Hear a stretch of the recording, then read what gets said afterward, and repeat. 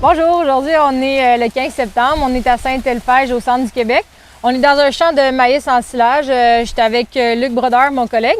Donc Luc, peux-tu nous parler du Lab Lab? Oui, le Lab Lab, c'est relativement nouveau. On est à sa deuxième année d'essai. C'est une plante tropicale, une plante qui est très, très résistante aux sécheresses.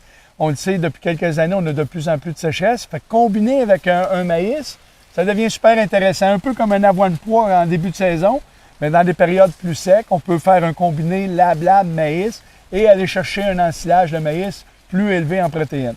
Ce qu'il faut retenir du Lab Lab, c'est de peut-être, au niveau du taux de semis, d'avoir à peu près la même quantité de Lab Lab que de maïs. C'est soit environ 32 à 35 000 plants à l'acre, un peu comme le maïs, soit l'équivalent d'à peu près 20 à 22 livres à l'acre de Lab Lab. Étant donné, oui, c'est une légumineuse, mais qu'on n'a pas le rhizobium encore homologué au Canada, ça serait quand même intéressant d'augmenter la dose d'azote environ de 40 à 50 unités d'azote par rapport au maïs pour s'assurer d'avoir un bon rendement et d'avoir un bon taux de protéines. Le Lab Lab, c'est une plante aussi qui se développe très bien au niveau racinaire dans le sol, fait que c'est bon pour la structure du sol, va aller plus en profondeur que le maïs. La seule chose aussi peut-être à tenir compte, c'est que le Lab Lab va humidifier l'ensilage de maïs d'environ 1,5 % d'humidité. Fait que prévoir un 3-4 jours de plus de maturité avant l'ensilage. Grosso modo, c'est pas mal ça, là, mais ça s'annonce très prometteur. Là. En tout cas, le champ ici est vraiment excellent. Là.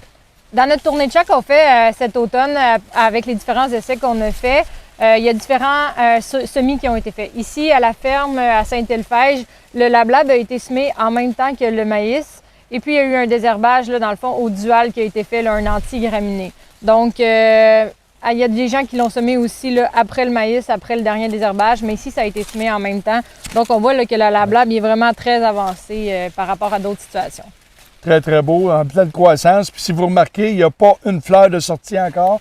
C'est une plante qui est très, très tardive pour notre région. Et puis, un autre point aussi, regardez la tige, comment que c'est une tige très dure, là, presque dure comme du bois.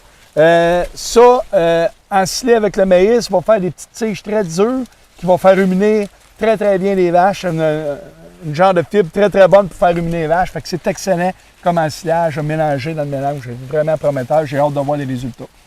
Donc, à suivre pour les résultats, on vous tient au courant. Ça va être ensilé bientôt ici. Donc, bientôt, on vous revient avec des résultats. Merci, Luc. Ça fait plaisir.